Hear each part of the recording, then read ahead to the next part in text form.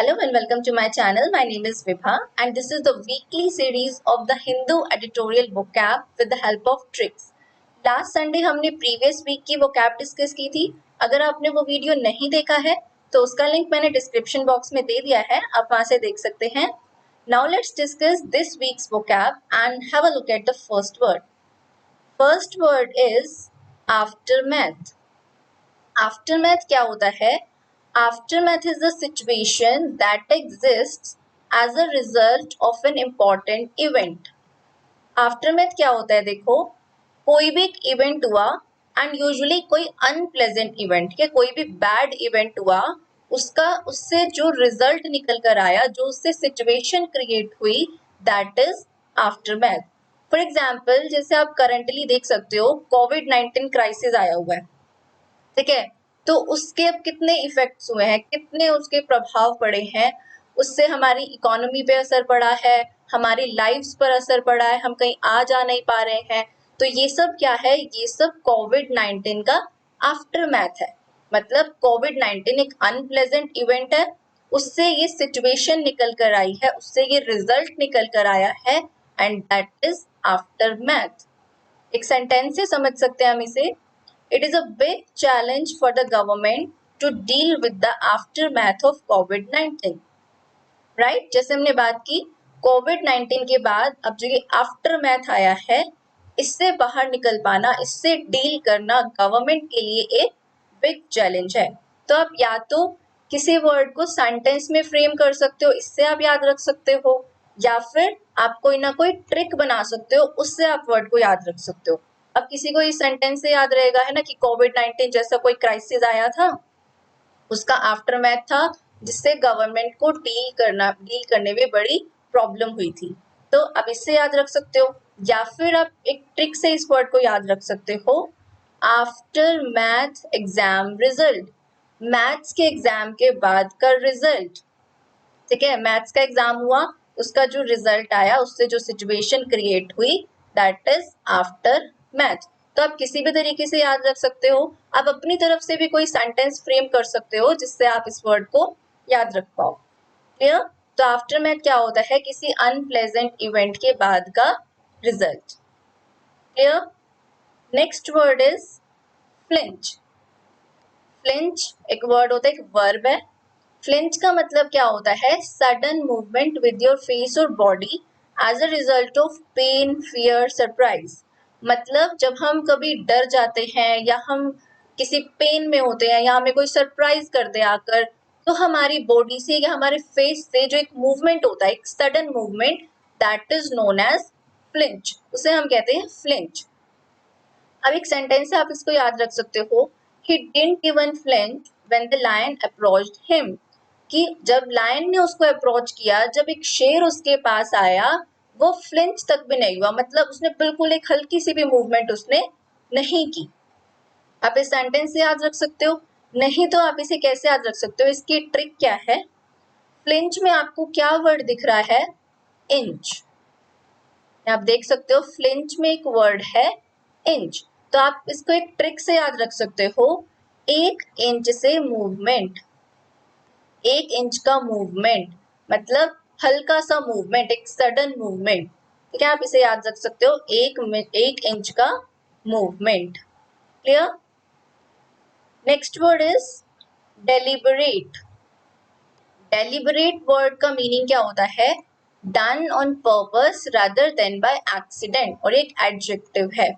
Deliberate का मतलब कोई चीज आप इंटेंशनली करो, मतलब एक्सीडेंटली नहीं हुई, वो ये नहीं है कि आपसे गलती से वो हो गई, आपने जानबूझकर की, दैट इज डेलिबरेट. सेंटेंस देख लेते हैं इसका. His speech was a deliberate attempt to make everyone feel blessed. मतलब उसने जो स्पीच दी थी वो एक इंटेंशनल अटेम्प्ट था, एक डेलिबरेट अटेम्प्ट था सबको ब्लेस्ड फील कराने का. मतलब उसने ये एक्सीडेंटली नहीं किया, उसने जानबूझकर पर्पसली ये अटेम्प्ट किया. ठीक है, पर्पसली उसने ये स्पीच दी.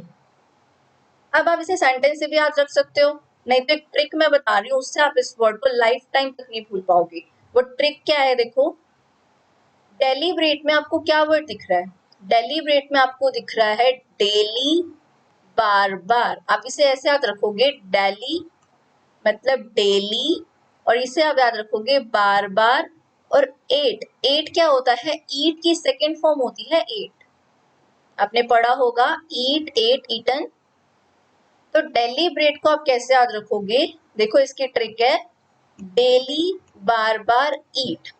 स्टोरी बताती हूँ आपको मैं इसकी। देखिए, आपने जंक फूड खाया, आप उससे बीमार हो गए, ठीक है, आप डॉक्टर के पास गए, डॉक्टर ने आपको एडवाइस किया कि ये जंक फूड मत खाना, आगे से जंक फूड मत खाना, अदरवाइज आप ऐसे ही बार बार बीमार होते रहोगे, it's not good for your health.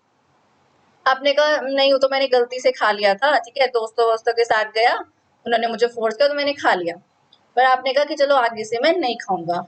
But चलो इस बार तो हमने मान लिया कि चलो आपने एक्सीडेंटली खा लिया, कोई बात नहीं। बट अगर आप बार बार, सेकंड बार आपने फिर खा लिया, आप फिर बीमार पड़े, फिर आपने खा लिया थर्ड बार, मतलब आप डेली बार बार ईट कर रहे हो अगर जंक फूड, तो वो तो अब इंटेंशनली ही है। पहली बार में हम मान सकते थे कि एक्सीडेंटली था, बट अगर आप वो चीज अब बार बार कर रहे हो, डेली बार बार आप जंक फूड को ईट कर रहे हो, तो अब तो हम ये कहेंगे कि पर्पसली ही है, अब आपने ये इंटेंशनली ही किया है, नॉट बाय एक्सीडेंट। क्लियर? तो आप इस वर्ड को अब इससे याद रख सकते हो, डेली बार बार ईट। क्लियर? ऐसे आप ट्रिक से अगर इन वर्ड्स को करोगे तो आप देखो इन वर्ड का मीनिंग कभी नहीं भूल पाओगे। अब कभी भी आपको ये वर्ड दिखेगा डेलिबरेट, तो आपको एकदम से माइंड में क्लिक करेगा, डेली बार बार ईट, राइट, डेली बार बार eat. Next sentence, sorry next word हम देखते हैं क्या है, अनटेनेबल। अनटेनेबल एक एडजेक्टिव है, it means that can't be offended, sorry, that can't be defended against attack or criticism, जिसे आप अटैक से, जिसे आप क्रिटिसाइज होने से नहीं बचा सकते, ठीक है, वो क्या होता है, untenable, that can't be defended against attack। अब इसका सेंटेंस देखते हैं, his position had become untenable and he was forced to resign। उसकी जो पोजीशन थी वो कैसी हो चुकी थी, अनटेनेबल, और he was force to resign, मतलब कोई बंदा जैसे कोई कंपनी में काम कर रहा है तो उसकी सिचुएशन, उसकी पोजीशन अनटेनेबल हो गई थी, मतलब उसे बार बार बार बार क्रिटिसाइज किया जा रहा था और वो उससे बच नहीं पा रहा था, उसकी पोजीशन अनटेनेबल हो गई थी और उसे रिजाइन करने पर फोर्स किया गया, ठीक है, उससे मतलब वो रिजाइन करने पर मजबूर हो गया। तो आप इसे कैसे याद रख सकते हो, या तो इस सेंटेंस के थ्रू याद रख सकते हो या फिर विद हेल्प ऑफ ट्रिक। और ट्रिक क्या है इस वर्ड की, आप इसे याद रखोगे एंटीना से। अनटेनेबल में आपको वर्ड दिख रहा है एंटेना, आप इसे याद करोगे एंटेना, एंटीना से। Antenna is untenable. अब एंटीना होता है, आप लोगों ने देखा है घरों के ऊपर एंटीना लगे होते हैं, तेज आंधी तूफान आ गया तो आप उस एंटीना को डिफेंड नहीं कर सकते, बचा नहीं सकते उस अटैक से, उस आंधी के अटैक से। तो आप इस वर्ड को याद रख सकते हो कि एंटीना कैसा है, untenable, antenna is untenable, right. Next word is alacrity. Alacrity word होता है एक नाउन, इसका मतलब क्या होता है, ग्रेट हैप्पीनेस और एंथुजियाज्म, मतलब बहुत ज्यादा खुशी या बहुत ज्यादा, एंथुजियाज्म का मतलब होता है जोश, ठीक है, एलाक्रिटी का मतलब होता है ग्रेट हैप्पीनेस और एंथुजियाज्म। अब इसे आप कैसे याद रख सकते हो, इसमें आपको देखो क्या ट्रिक है इसकी, क्या वर्ड दिख रहा है इसमें आपको, अल्लाह और क्रिटी। आप इस अल्लाह को याद रखोगे अल्लाह से और क्रिटी को आप याद रखोगे क्रिटिसाइज से, ठीक है। ट्रिक बता देती हूँ फिर स्टोरी भी बताऊंगी अभी। अल्लाह criticise is the trick. Story सुनिए, मान लीजिए कोई एक बंदा था बहुत ज्यादा परेशान अपनी लाइफ से, ठीक है, मतलब वो बार बार अल्लाह को, अल्लाह मीन्स गॉड, बार बार वो अल्लाह को क्या करता था, क्रिटिसाइज करता था इस बात पर कि मतलब मेरे ही जीवन में सारे दुख हैं, मुझे ही आपने ये चीज नहीं दी, मेरे दोस्तों के पास सबके पास तो सब कुछ है, मेरे पास ही कुछ नहीं है, ठीक है, मतलब वो क्या कर रहा था, वो अल्लाह को क्रिटिसाइज कर रहा था बहुत ज्यादा। तो भगवान ने भी क्या किया, अल्लाह ने भी क्या किया, अल्लाह कहते चल ठीक है भाई, मैं तुझे एक इतना बड़ा ऑफर देता हूँ, अल्लाह ने उसको इतनी बड़ी जॉब ऑफर करी, ठीक है, मान लीजिए जॉब ऑफर दिया या कुछ भी जो वो चाहता था, उसे इतना बड़ा ऑफर किया, and he accepted the offer with alacrity, और फिर उसने उस ऑफर को बहुत ज्यादा खुशी से, बहुत ज्यादा जोश से उसे एक्सेप्ट कर लिया। क्लियर? अल्लाह क्रिटिसाइज, इससे आप इस वर्ड को याद रखेंगे, कोई पर्सन अल्लाह को क्रिटिसाइज कर रहा था बार बार बार बार, और फिर अल्लाह ने क्या किया, उससे एक ऑफर किया और उसने वो ऑफर एलाक्रिटी के साथ एक्सेप्ट कर लिया। मतलब now he is very happy, now he is very enthusiastic. Clear? तो आप इसे याद रखेंगे अल्लाह क्रिटिसाइज से। Next word is envisages. Envisages क्या होता है? एनविसेज एक वर्ब है, इसका मतलब होता है to imagine what will happen in the future. मतलब फ्यूचर में क्या होगा उसे इमेजिन करना। सेंटेंस है I envisage that this session will help many people. मैं एनविसेज कर रही हूँ, मैं ऐसा इमेजिन कर रही हूँ कि ये सेशन बहुत से लोगों की हेल्प करेगा, ये ट्रिक्स बहुत से लोगों के काम आएंगी, बहुत से लोगों की हेल्प करेंगी। या तो आप इस सेंटेंस से याद रख सकते हो या फिर ट्रिक मैं आपको इसकी बताती हूँ। एनविसेज, एनविसेज वर्ड में देखो आपको क्या दिख रहा है, एनवी वीजा। आप मान लीजिए कि एनवी नाम की कोई लड़की है और उसका वीजा लग गया। क्लियर? एनविसेज, एनवी नाम की लड़की है और उसका वीजा लग गया, एनवी का वीजा लग गया। अब एनवी का वीजा लग गया तो वो अब बहुत ज्यादा इमेजिन कर रही है, वो बड़ी खुश है, वो इमेजिन कर रही है कि हाँ भी अब मैं फॉरेन जाऊंगी, वहां जाके पढ़ूंगी, ठीक है, अपनी स्टडीज कंटिन्यू करूंगी।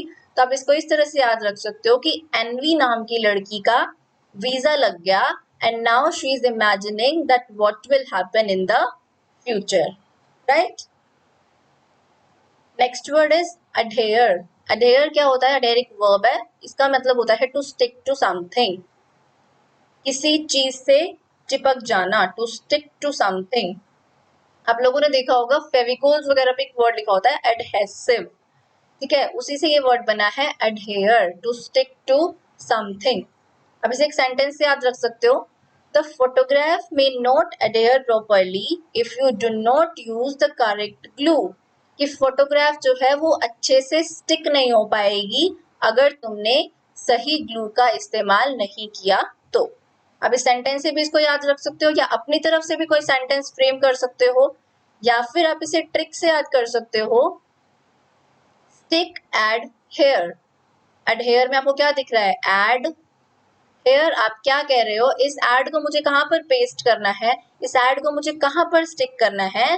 स्टिक एड हेयर, इस एड को यहां पर स्टिक कर दो, stick ad here, adhere. Right? याद रहेगा अब ये word, to stick to something, adhere. Clear? Next word is precarious. Precarious एक एडजेक्टिव होता है, इसका मतलब होता है नॉट सेफ और सर्टेन, डेंजरस। मतलब कोई चीज जो सेफ नहीं है, डेंजरस है, दैट इज प्रिकेरियस। इसे कैसे आप रखोगे? एक सेंटेंस में फ्रेम कर लेते हैं हम इसे, the world is a precarious and unstable place. जो वर्ल्ड है ना वो क्या है? प्रिकेरियस है और एक अनस्टेबल प्लेस है, यहाँ पर स्टेबिलिटी नहीं है, और ये क्या है? Precarious means dangerous place. अब जैसे हालात चल रहे हैं करंटली, उस हिसाब से तो मुझे लगता है सभी को यही लगता होगा कि वर्ल्ड जो है एक प्रिकेरियस प्लेस है, एक डेंजरस प्लेस है, नॉट सेफ एट ऑल। तो आप इस सेंटेंस से इसको याद रख सकते हो, या फिर आप इसे याद रख सकते हो एक ट्रिक से, प्री केयर। अब प्री केयर, इसका आप कैसे याद रखोगे? अब कोई चीज है डेंजरस, आपको लग रहा है कि ये चीज सेफ नहीं है, तो आप क्या करोगे? पहले से ही ध्यान रखकर चलोगे, प्री केयर। क्लियर? अब इसे कैसे याद रखोगे? प्री केयर, पहले से ही आप ध्यान रख के चलोगे किसी डेंजरस चीज का। कोई चीज अगर डेंजरस है, सेफ नहीं है, तो आप पहले से ही ध्यान रखकर चलोगे, precarious. Right? Next word is scrutiny. Scrutiny का मतलब होता है केयरफुल एंड कंप्लीट एग्जामिनेशन। एक नाउन है ये, इसका मतलब होता है किसी चीज का केयरफुल और कंप्लीट एग्जामिनेशन करना, अच्छे से एनालाइज करना, पूरी तरह से उसको एग्जामिन करना, दैट इज स्क्रूटिनी। अब आप एक सेंटेंस से याद रख सकते हो इसे, because of their past crimes everything they do now will be subject to scrutiny. क्या मतलब है इसका, कि उनके पास्ट के अपराधों की वजह से अब वो कुछ भी करेंगे तो वो उसे बहुत ज्यादा केयरफुली एग्जामिन किया जाएगा। अब अगर कोई थीफ है, एक बार अगर किसी ने या कोई क्राइम किया, तो नेक्स्ट टाइम से क्या होता है, उस पर हम नजर रखते हैं, ठीक है, पुलिस वगैरह या सीआईडी कुछ भी होगा तो उसे केयरफुली एग्जामिन करेंगे। अगली बार भी कहीं पर कोई क्राइम होता है, कोई चोरी होती है, तो उस पर्सन को भी वो एग्जामिन करेंगे, उसकी भी जांच पड़ताल करेंगे, मतलब उसके बारे में भी पता करेंगे कि हो सकता है उसने ही दोबारा वो क्राइम कराओ, राइट। तो आप इस सेंटेंसेस को याद रख सकते हो। या फिर ट्रिक क्या है, देखिए स्क्रूटिनी, इसे आप याद रखेंगे स्क्रूटिनी। देखिए मैंने ट्रिक क्या लिख दी है, स्क्रूटिनी। अब कोई छोटा सा स्क्रू है, ठीक है, उससे आपको कुछ भी पार्ट मतलब टाइट करना है, कुछ भी आपको नट बोल्ट कुछ भी है वो आपको टाइट करना है, तो छोटा सा स्क्रू है, स्क्रू टिनी, टिनी मतलब छोटा, छोटा सा स्क्रू है और आपको उससे कुछ टाइट करना है, तो आपको बहुत केयरफुली वो काम करना पड़ेगा, आपको बहुत केयरफुली उसे एग्जामिन करना पड़ेगा, दैट इज स्क्रूटिनी। आप इसे याद रख सकते हो छोटे से स्क्रू से। Clear? Next and the last word of today is articulate. Articulate एक verb होती है, इसका मतलब क्या होता है, to express or explain your thoughts or feelings clearly in words. मतलब अपने थॉट्स को, अपनी फीलिंग्स को क्लियरली एक्सप्रेस कर देना वर्ड्स के थ्रू, ठीक है, बोलकर वर्ड्स के थ्रू अपनी फीलिंग्स को एक्सप्रेस करना, अपने थॉट्स को एक्सप्रेस करना, दैट इज आर्टिकुलेट। सेंटेंस है she struggled to articulate her thoughts, मतलब उसने अपने थॉट्स को एक्सप्रेस करने के लिए, अपनी फीलिंग्स को एक्सप्रेस करने के लिए बहुत ज्यादा स्ट्रगल किया। सेंटेंस याद रख सकते हो। या फिर इसकी ट्रिक क्या है, अब इस वर्ड में देखो आपको क्या दिख रहा है, आरती क्यों लेट। अब इसे कैसे याद रखोगे, यही इसकी ट्रिक है, आरती क्यों लेट। आर्टिकुलेट आरती क्यों लेट। स्टोरी बता देती हूँ, आरती नाम की कोई लड़की है, ठीक है, वो क्लास में लेट आई है, तो टीचर उससे क्या पूछता है, टीचर पूछता है कि आरती व्हाई आर यू लेट, आरती क्यों लेट आए हो, तो वो क्या कहती है, वो अपनी फीलिंग्स, अपने थॉट्स, मतलब जिस वजह से वो लेट हुई, वो उसे क्लियरली अब क्या कर रही है, एक्सप्रेस कर रही है कि हाँ हाँ ये रीजन था कि मैं लेट हुई। कुछ भी मतलब वो अपने एक्सप्रेस कर रही है कि मेरी स्कूटी खराब हो गई थी, है ना, या फिर घर में कुछ प्रॉब्लम हो गई थी, उस वजह से मैं लेट हो गई हूँ। तो आप इसे कैसे याद रखोगे, टीचर ने आरती से पूछा आरती क्यों लेट, तो वो क्या कर रही है, वो अपने थॉट्स को क्लियरली एक्सप्रेस कर रही है कि हाँ, वो रीजन दे रही है, वो एक्सप्रेस कर रही है कि हाँ इस वजह से मैं लेट हुई। Clear? So this was it for today. I hope you like this session. If you like it, do give it a thumbs up, share it with your friends, and don't forget to subscribe my channel. I will meet you all in the next video with a new topic. So till then, keep learning, keep sharing.